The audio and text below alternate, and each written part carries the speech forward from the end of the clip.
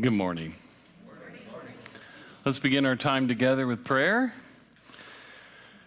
Father, we ask for your guidance this morning as we deal with a topic that really matters in terms of how we learn to deal with critics.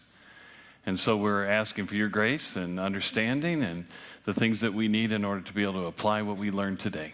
And it's in your Son's name we pray. Amen. So have you ever had a critic, someone who took great joy in looking for fault in you? Your critics over the year might have included a particularly disagreeable teacher or coach or so-called friend. Your critic might have been a parent or a sibling or maybe even a spouse. Maybe your current critic, like a resentful adult child, might be your critic. Or more likely, you are your worst critic. The question we're seeking to interact with today from the life of Paul is, well, how do you deal with this? How do you handle critics? How do you, especially as a believer, stay kind when you've been hurt so by others? We know the Bible commands us to be kind to one another and even pray for our enemies. So how do we stay tender on the inside when we've been assaulted so many times through criticism? And our criticisms sometimes scar us, don't they? So they make us thick. Like Paul's back, each insult, each hurt, each criticism, even those cleverly designed as playful sarcasm, mar us with hundreds of scars. And they force us to develop a hard exterior, which in some cases also means a hard interior. An interior that says, I'm not going to be hurt by anyone anymore. And then how do we do as well? How do we, after experiencing all this hurt, how do we not wonder about God's protective love? Where is it? Where is that love when he allows so many wounds to wound us? The truth is that everyone has to deal with criticism. But even more so if you put yourself out there by expressing your real opinions and beliefs. And if you have a job that's in the public eye, if you do, then you're subject to even higher levels of scrutiny with this resultant criticism and insults. The jobs that I've read about that have the most criticism levied against them, you probably are familiar with.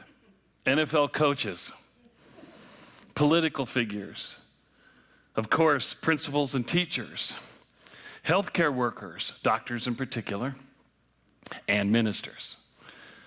Today, we're going to look at how the Apostle Paul handled those who criticized him. And my goal is to help us, through his example, get a better handle on how to deal with that stuff. And if dark days are ahead for Christians, then maybe these lessons are more important than ever before. But we should acknowledge right up front, this is a very difficult thing for us to handle. Some people are hurt so by criticism that they'll do anything to avoid it. And the more tender-hearted you are, the harder it is on you. People sometimes think that we should just take all their criticism because, well, you deserve it. Or, I just mean to help you. And they believe that it shouldn't wound us.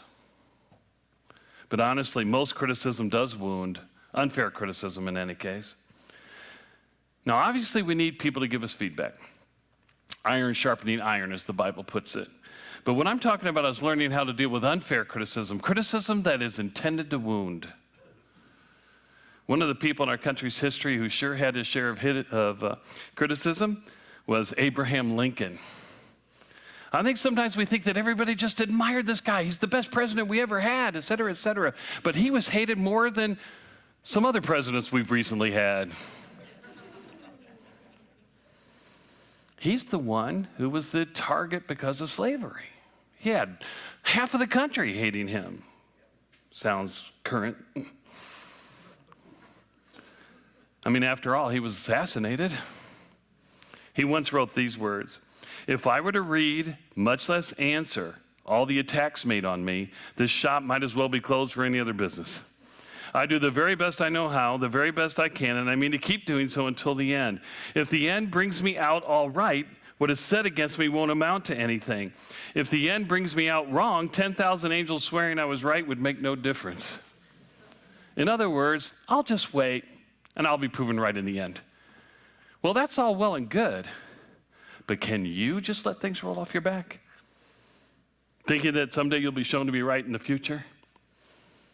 Or do you find yourself ruminating over something someone said again and again and again? And those feelings of hurt, they haunt you. You can't get them out of your head. And each time they pop up, you feel the pain all over again. I remember a comment an aunt made to me over 50 years ago, and it still bothers me every time I remember what she said. Last week, we saw the Jews accusing Paul of defiling the temple, a place that Paul actually revered. He was accused of something that was flat out unfair, something that he did not do. And that happens to ministers a lot. The criticism they receive is directed precisely at their service to God. And primarily it's because, Pastor, your preaching's not good enough. Your ministry is not done right. You're serving out of the wrong motives. You're not as good as, fill in the blank. Our previous pastor, my old youth pastor, the pastor of my church back home, Chuck Swindoll, Charles Stanley, David Jeremiah, and the list goes on and on.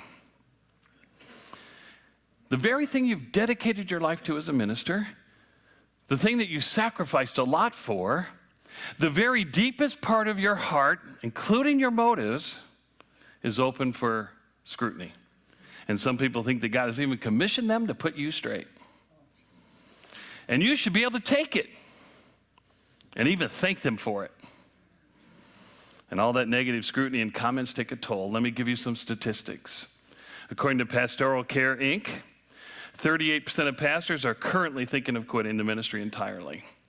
51% from mainline denominations, so mainline's even doing worse. Of the 38% that are thinking about quitting, almost half are under the age 45. 50% of youth pastors last less than 5 years in any church. Only 12%, 12 out of 100 last more than 10 years. And 80% of seminary graduates leave the ministry within the first 5 years. 84% of pastors feel they're on call 24/7, 365 days a year, and even while on vacation. I have literally had parishioners tell me that that is a legitimate expectation of me.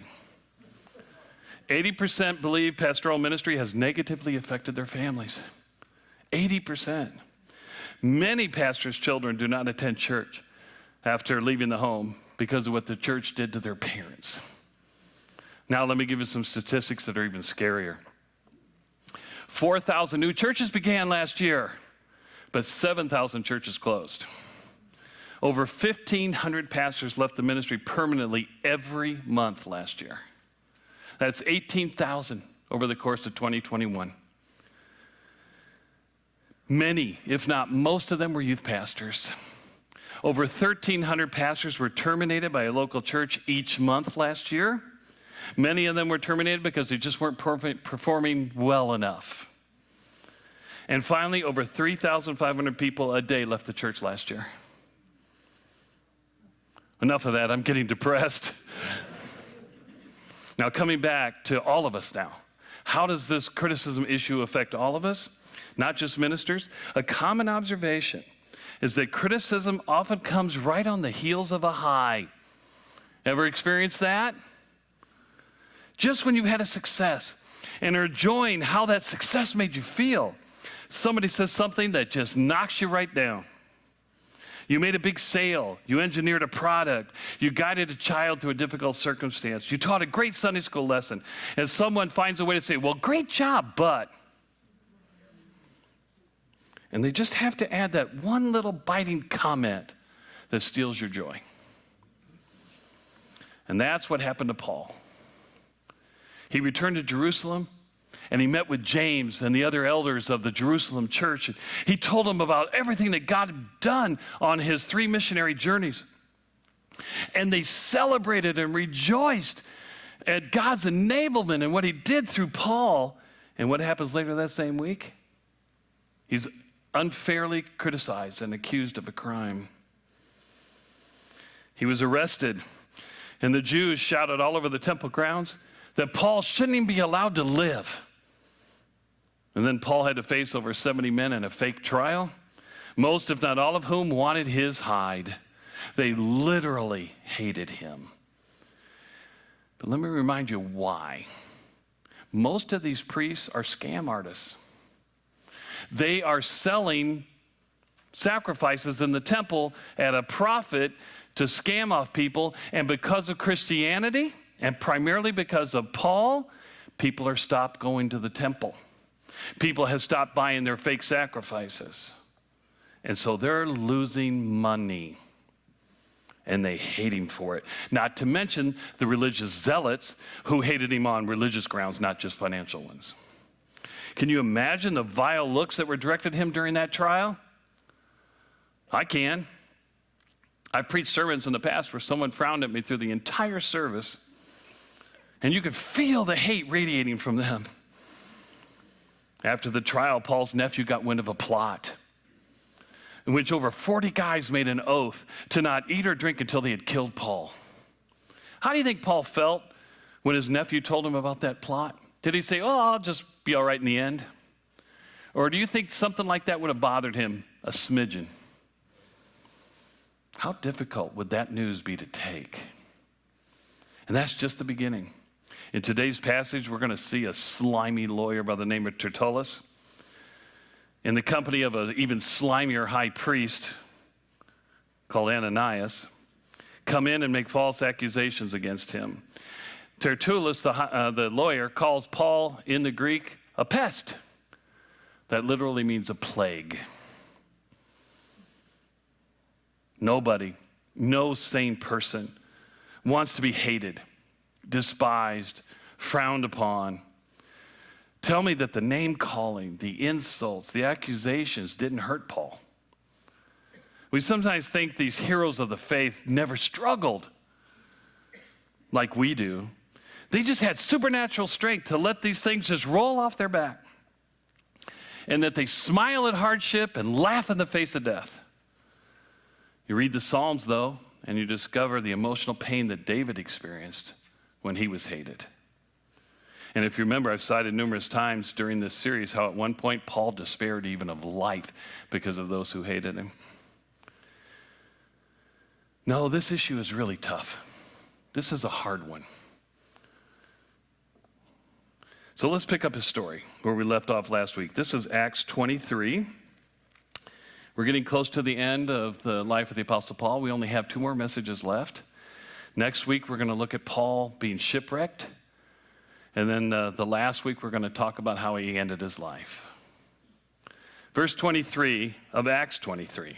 And he, meaning the Roman leader of the Jerusalem cohort, called to him 2 of the centurions and said, "Get 200 soldiers ready by the 3rd hour of the night to proceed to Caesarea, with 70 horsemen and 200 spearmen." They were also to provide mounts to put Paul on and bring him safely to Felix the governor. Why did they provide a mount for Paul? Do you remember he had the snot beat out of him in the temple grounds? He probably couldn't walk. In any case, when this Roman leader of the cohort commanded Paul to be protected by 270 people, their lives were literally on the line. When a Roman officer made a command that you deliver a prisoner safely, you lost your life if he didn't get delivered safely. If you failed to obey the commands, you were either executed or you were made a gladiator. Verse 25, and he, meaning this commander, wrote a letter having this form: Claudius Lysias, to the most excellent governor Felix, greetings. When this man was arrested by the Jews and was about to be slain by them, I came up to them with the troops and rescued him, having learned that he was a Roman. Did he get that order correct? No. He arrested Paul and then found out he was a Roman. Verse 28, and wanting to ascertain the charge for which they were accusing him, I brought him down to their council. And I found him to be accused over questions about their law, but under no accusation deserving death or imprisonment. When I was informed that there would be a plot against the man, I sent him to you at once, also instructing his accusers to bring charges against him before you.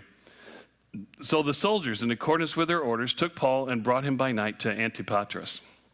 But the next day, leaving the horsemen to go on with him, they returned to the barracks. When these had come to Caesarea and delivered the letter of the governor, they also presented Paul to him. When he had read it, he asked from what province he was, and when he learned that he was from Cilicia, he said, I will give you a hearing after your accusers arrive also, giving orders for him to be kept in Herod's praetorium. Now, of course, from Claudius Lysias's letter, he should have released Paul immediately, period. Lysias obviously portrayed himself in the most positive light he could by emphasizing that Paul was a Roman citizen and that he rescued him. He also correctly points out, though, that this is a Jewish religious matter and it's not one of sedition or rebellion against the Roman government. But Felix keeps Paul in prison anyway, and he's got some motives for doing it. Question is, what are those motives? Well, we don't know for sure, but later Luke tells us that Felix wanted money out of Paul. Another one of his motives he's the governor of all the Judean region. He's got thousands and thousands of Jews under his authority. He wants to placate them. But money was probably the main reason. Now, moving on to chapter 24, we see Paul's accusers arrive. Verse 1. After 5 days, the high priest Ananias came down with some elders, with an attorney named Tertullus, and they brought charges to the governor against Paul. Well, who is this Ananias? Well, he was the high priest in Jerusalem during much of Paul's early ministry. According to the Jewish historian Josephus, Ananias was appointed high priest 15 years after Jesus' death. And since the priesthood was controlled by one family, the Godfather's family, Annas, he's probably a part of that family, which means he would have been all in respect to the corruption that the priesthood was forcing upon the people, and he would have been all in terms of hating Christians. Anyway, he ordered Paul hit in the mouth during the trial. That is a humiliating act, and it's against the law. Paul calls him a dirty name. And then he's told that that's the high priest you're calling a dirty name, and he apologizes because he believes the scriptures teach that you're not supposed to do that. Ananias was also definitely involved in the plot to kill Paul. And as we will see, he's the one who travels to Caesarea to prosecute him. What is the high priest doing prosecuting a small case of blasphemy? 75 miles away in Caesarea. It shows you just how important this was. Josephus also tells us that the Jews hated Ananias with a passion because he was cruel. And he was a sycophantic Roman puppet, and they all knew it.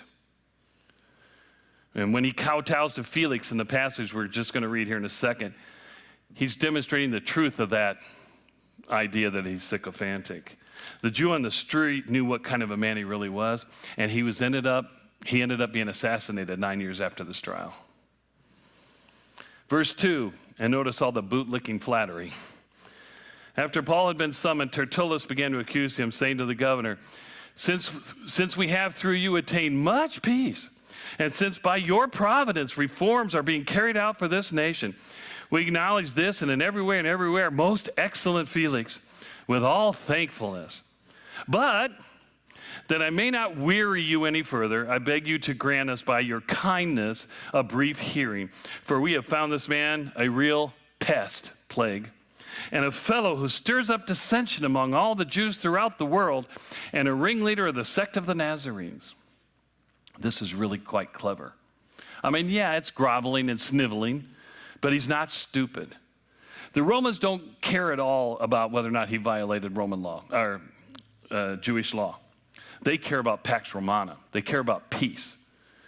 By mentioning the fact that Paul stirs up dissension among the Jews, he's hinting to Felix, this guy is going to create you all kinds of trouble, including assassins and insurrectionists and all these people, and that will affect commerce and peace. And that's why Felix is the governor in the first place, is to ensure commerce and peace. Why? Because you get taxes from commerce, and you get good commerce from peace. Felix, of course, gets his cut of the taxes as well. So he's got a personal motive. Money, as well as power, is always behind politics, isn't it? If money doesn't flow back and peace maintained, Felix will be removed, or worse, from being governor. And he ends up having that exactly happen to him after this. So the idea is, Paul's creating trouble for you, and we can fix it. We can take this off of your plate. Tertullus continues in verse 6. And he even tried to desecrate the temple, and then we arrested him. We wanted to judge him according to our own law, but Lysias, the commander, came along and with much violence took him out of our hands, ordering his accusers to come before you. By examining yourself concerning all these matters, you will be able to ascertain the things of which we accuse him. The Jews also joined in the attack, asserting these things were so. The Jews being referred to as a number of elders who followed Ananias and Tertullus up for this trial. Picture the scene. This slimy, slick lawyer implies that Paul's an insurrectionist and that Lysias, the Roman commander, overstepped his bounds. And this could have all been taken care of by us, and we didn't even need to come to you if it hadn't been for him.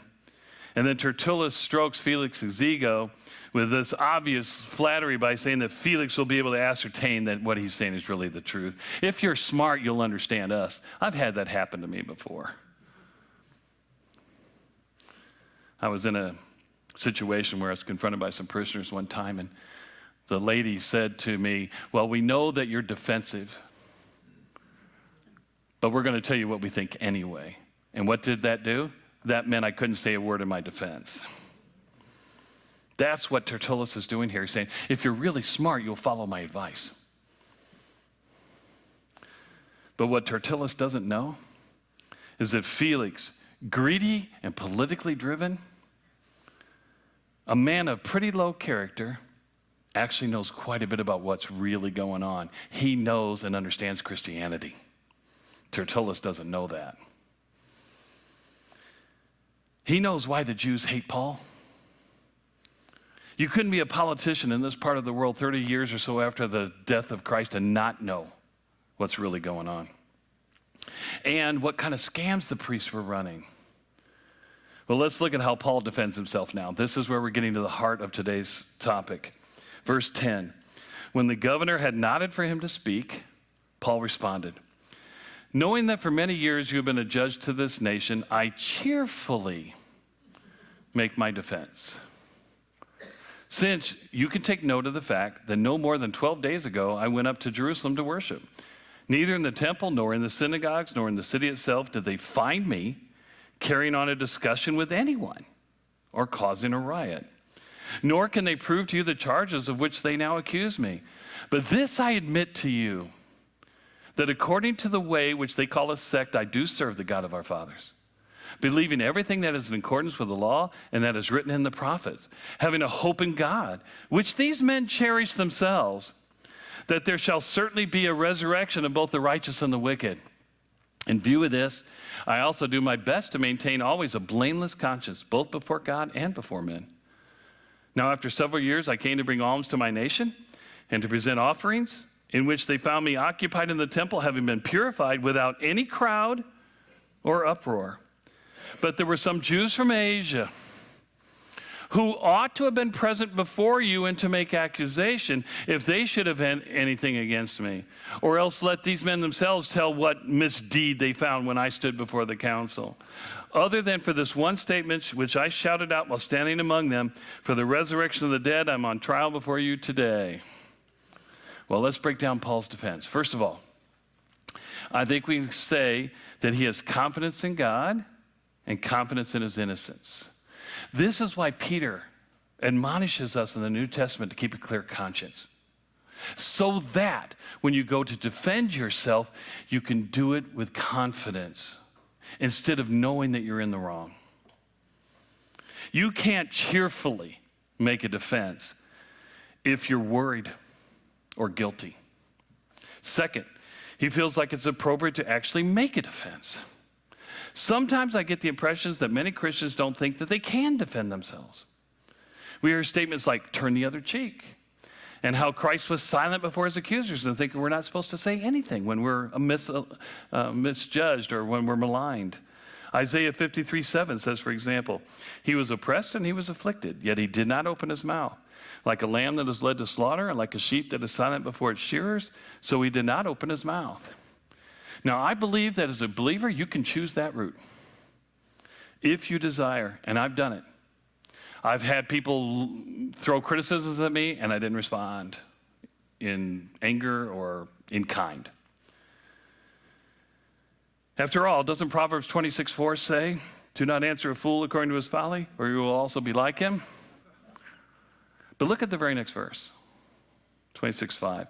Answer a fool as his folly deserves, that he not be wise in his own eyes. Now, this is a principle that you must learn about Proverbs. Proverbs are general principles. They are not promises. Therefore, you can say that first statement, don't answer a fool, and you can say the second statement, answer a fool, depending upon the circumstance. Wisdom tells you when to answer and when not to answer. So there is an occasion when you are to answer. The point I want to make here is that there are times when it's absolutely appropriate to defend yourself. The major question is how? Is there a right and wrong way to defend yourself? And that's what I think we can learn from Paul's example. When we do face our critics, what should we do? We have confidence in God, and we should have a clear conscience. Not only does Paul demonstrate these principles by cheerfully defending himself, the third thing he does is he focuses on the facts and keeps emotion out of it. Well, good luck. He doesn't get all emotional and whine about how he's being mistreated or persecuted. No, he just addresses what they're accusing him of and sticks to the facts. Can you do this? Some of you can. Honestly, I have difficulty with this. I get all emotional. Irate's a better word. And that's because I think of the wounds that I carry in life, and some of you carry them as well. I have a brother who's a lawyer. Most of you have met him. He can do this. He can argue when being criticized and called names and all this stuff with very little emotion. I'm amazed at him, actually. There have been times when I've been confronted with critics where I was able to stay on the facts and dispassionate like him, but most of the times I get all, you know how you get. Now, what made the difference between those different scenarios with me? When I was walking closely with God, I found strength. But when I had my eyes on myself, I became weak. Some of you are just like me. And just being told, well, don't be emotional, feels like an impossibility, doesn't it? But I've learned that power is available, even to us emotional ones, if we're walking closely with him. Remember, faith, the ability to do what I'm talking about right here, that's a gift from God. Open your hands and admit they're empty, and God can put strength in them. But if you trust in yourself, you'll only find whatever natural strength you have. And for those of us who are emotional by nature, well, good luck.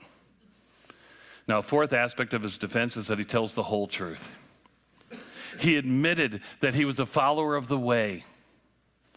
He said, quote, but this I admit to you, that according to the way which they call a sect, I do serve the God of our fathers, believing everything that is in accordance with the law and that is written in the prophets, having a hope in God, which these men cherish themselves, that there shall certainly be a resurrection of both the righteous and the wicked. He didn't hide the fact that he truly believed, just because he was being tried by unbelievers, because that's the temptation, isn't it?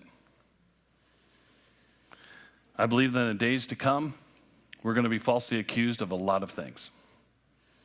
But we'd better be prepared to defend the fact that we are believers and not conveniently leave that fact out. Remember Jesus' word in Matthew 10:33? But whoever denies me before men, I will also deny him before my Father who is in heaven. Let's engrave that verse on our hearts. One of the things we learn in childhood is to leave out incriminating facts and not tell the whole truth. If you only tell us the truth, you won't get punished. Yeah. Did you ever do this when you were young? I know of a teenager who was questioned by her father because he suspected that she was up to no good the night before. The day before that, when she was getting ready to leave the house, he asked her where she was going, and she told him that she was going over to a sleepover at a girlfriend's house. Now, I'm not the father in the story, by the way. I don't want my daughters incriminated. Anyway, when he asked her, did you go to your girlfriend's house for the sleepover? And she said, yes. She didn't lie. But she neglected to tell her dad that she went to some boy's house first and they got drunk. Then she went to her girlfriend's house. So she didn't lie, but she didn't tell the whole truth. She knew what he wanted to know and deceived him by silence. Integrity, as I've mentioned numerous times before, is in part consistency between words and actions, but it's also telling the whole truth. That's what Paul is doing. I heard a female comedian once tell about how she grew up with a father who was a defense attorney. And when she was in the second grade, he lectured her and her siblings to say, never snitch on yourself. Don't offer information. When you're brought before an authority, simply say, I don't recall and I need an attorney. So whenever she was made to go to confessional, she would go in that confessional and the father would ask her, do you have anything that you would like to confess? And she would say, sorry, Father, I don't recall and I need an attorney. Chuck Swindoll, the ex-president of Dallas Seminary and famous preacher, commented on this particular passage, and I wanted to quote him for you. He says, telling the truth means saying it straight. You take no backdoor exits. You allow yourself no end runs around your opponent, no embellishment of the facts. If you know the truth, say it. Yes, every time. He's right. And this applies more than just dealing with critics. It applies to any interaction we have as believers, especially arguments. Don't argue just to win.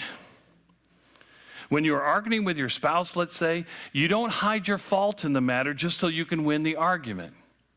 You admit if you've done something wrong, even if they don't know it, even if they're not aware of it, because your responsibility is to tell the whole truth. And I think we would all agree, by not telling the whole truth, we're probably committing the sin of omission. You find that in James 4:17. Therefore, to the one who knows the right thing to do and does not do it, to him it is sin. If you know that you're deceiving someone in an argument by hiding information from them, I think you're committing a sin. The teenager in our story knew what her dad wanted to know and admitted telling him what she had really done by selectively giving him truth. One thing we know for sure is God expects us not to lie, and that will certainly apply to those times when we give a defense. Colossians 3:9 says, quote, do not lie to one another since you laid aside the old self with its evil practices. God expects us to tell the truth, even in a courtroom, even to our government. That includes taxes, unfortunately. All those things. Now, a fifth thing we can see about Paul's defense is that he wasn't afraid to tell the truth about his accusers. I talked to my brother, the lawyer, about this one. And he said, Paul, believers need to understand that they have an absolute right and obligation to tell the truth about their politicians. You can tell the truth. And if that means analyzing what they do is wrong, you can do that. Just do it with the right spirit. These accusers are absolutely in the wrong. And do you know why? They're giving secondhand knowledge. They're giving hearsay evidence, and that should not be admissible in court. They weren't there to see Paul defile the temple. And in fact, he didn't break any Jewish laws in the first place. They could not have found fault in him. And secondly, it was the Jews of Asia who were the first accusers, but even they didn't actually witness it. They assumed he had done something wrong. Why are the real accusers not even there? Because this isn't about justice. The principle here is that when we are accused, we can point out when our accusers are in the wrong. It might not ultimately matter, though, because the attacks against Christians are going to be, by definition, unfair. They're not going to be just. They're not going to be truth. They're going to take something that appears the way it is, and they will modify it, manipulate it to say what they want it to say.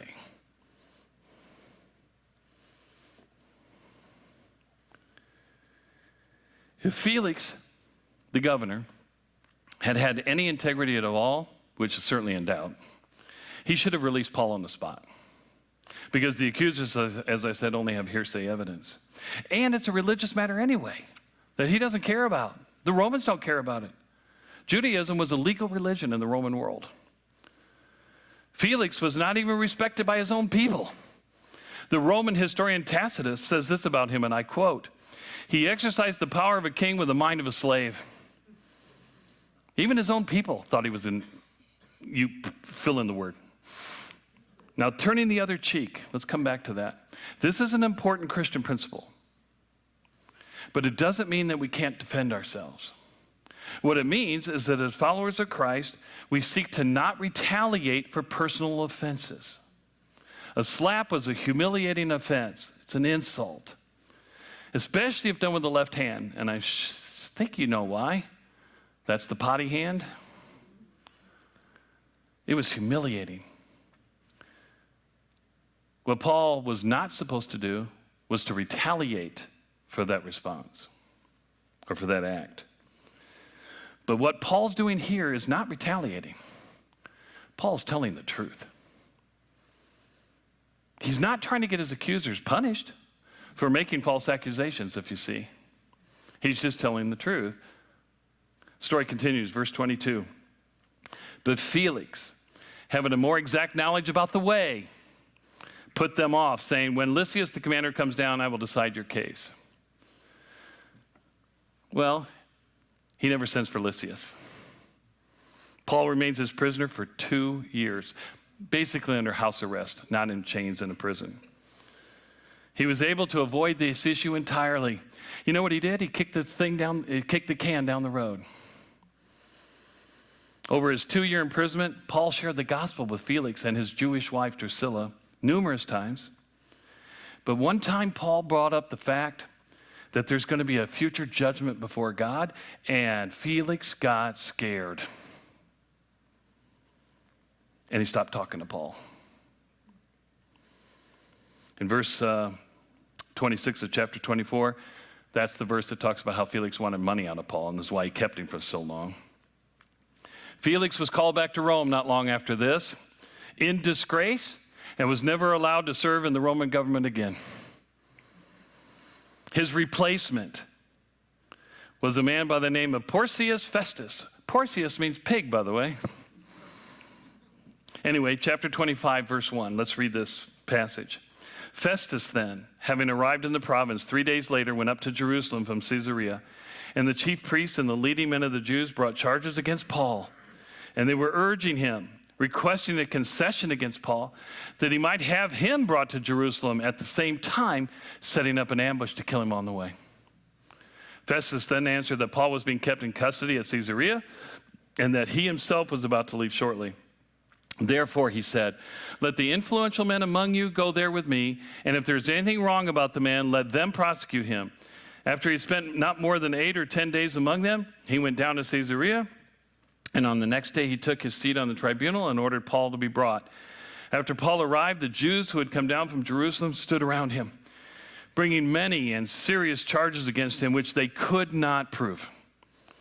While Paul said in his own defense, "I have committed no offense, either against the law of the Jews or against the temple or against Caesar." But Festus, wishing to do the Jews a favor, answered Paul and said, "Are you willing to go up to Jerusalem and stand trial before me on these charges?" But Paul said, "I'm standing before Caesar's tribunal, where I ought to be tried. I have done no wrong to the Jews, as you also very well know. If then I am a wrongdoer and have committed anything worthy of death, I do not refuse to die. But if none of those things is true of which these men accuse me, no one can hand me over to them. I appeal to Caesar." Then when Festus had conferred with his council, he answered, "You have appealed to Caesar you shall go." And that sealed Paul's fate and ultimately fulfilled God's promise to Paul that he would witness for Christ in Rome. Whenever we face situations in which we're criticized, we have options. Retaliate. Name call like we're still in junior high. Dwell on the insults and let them haunt us. Or turn our critics over to God, trusting in God's sovereignty to make things right in the end, just like Lincoln did. You see, trusting in God means that we put our confidence in him and that this criticism that he is allowing has a purpose. That's what Paul did. We can listen for what God has to say to us. Sometimes he speaks through our critics, even if they have wrong motives. We can choose to turn the other cheek and not defend ourselves at all. Or we can make a spirited defense, as long as we tell the whole truth and as long as we don't seek to retaliate.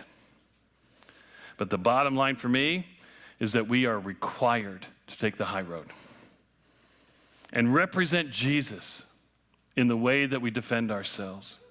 Remember, Jesus was not a wimp. He whipped people on the temple grounds for taking advantage of others. But he also recognized God's higher purpose in his suffering. And that's why he remained silent. So can we. But for sure, let's not become like our critics. Let's be truth tellers and agents of grace. Let's pray. So, Father, thank you for this episode in the life of Paul and what it means to us. That we can indeed honor you by telling the truth, even in our own defense. But God, we know to do the defense the way that Paul did the defense, we can't do that in our own power.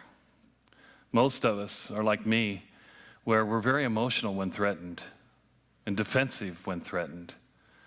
And we need your strength to be able to represent your Son in however we defend ourselves. So we ask with open hands, pour your grace into them and give us the strength to learn from our critics. And we pray all this in your Son's name. Amen.